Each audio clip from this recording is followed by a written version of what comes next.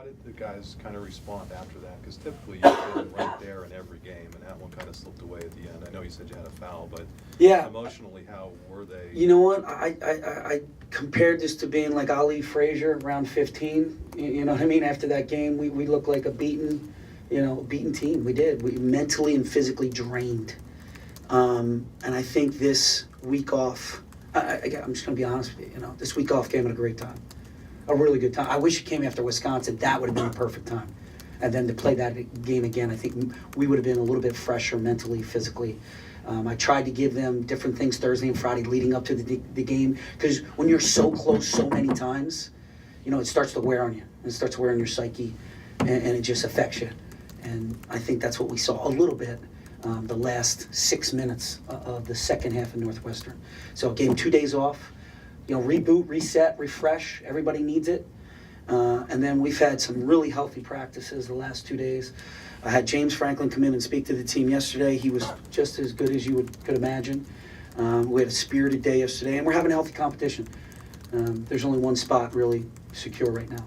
I want to see us go out, I want to see us compete, and I want to see us run through the finish line here. Healthy competition, mixed up the teams this week. We went after it. I gave 2 days off. I would have said a month ago I would have thought about 3, just because it's such a long season. And, I'm sure they're tired of me. And that's what happens when you're the coach and the main voice. But I met with, DJ and Leadership Council, and we all decided we thought we'd get back to work on Tuesday. I thought that was a credit to them. They really felt strongly about it. So healthy competition, mixed it up, a lot of scrimmaging. James coming in. Got to fight, got to get nasty, got to get ready.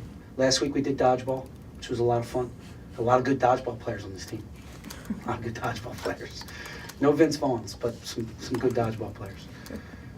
Do you feel like you've seen individual development since the beginning of the season from old guys, young guys? Yeah, I would say this season is so long that you see peaks and valleys. I think DJ's been your constant, and I think we'd all agree with that. I think Shep came out of the gates as good as anybody, and he's a little bit on the roller coaster. I think different guys are on a roller coaster. I think Jordan Dickerson's getting better and stronger. You might disagree with me, but I sit there and I dissect the film like a scientist, and he's getting better, and that's encouraging. Now we need some other guys to step up. We need Donovan to step up, Brandon Taylor to step up. I thought Ross, the last 2 games, has played as hard as he's ever played in a uniform. I mean, that's saying a lot because he usually plays hard. He played harder. I think he understands that the end is near and he's going to give everything he has, which is great to see for me, that they're not giving up. They're not, they're not quitting, and they want to see this thing through, and they want to make a change or make a difference. I think Gino, development-wise, if you saw him at the Wisconsin game in the beginning of the year in January and the Wisconsin game, night and day. Night and day. This kid has gotten a lot better. So I would say certain guys are hitting that apex, and certain guys are kind of in neutral, and certain guys have hit slumps, and that's what it's going to be. That's the length of the season is going to happen. And what do you do as a coach? You got to get them through it. You got to sit them down. We got to talk. We got to continue to build confidence.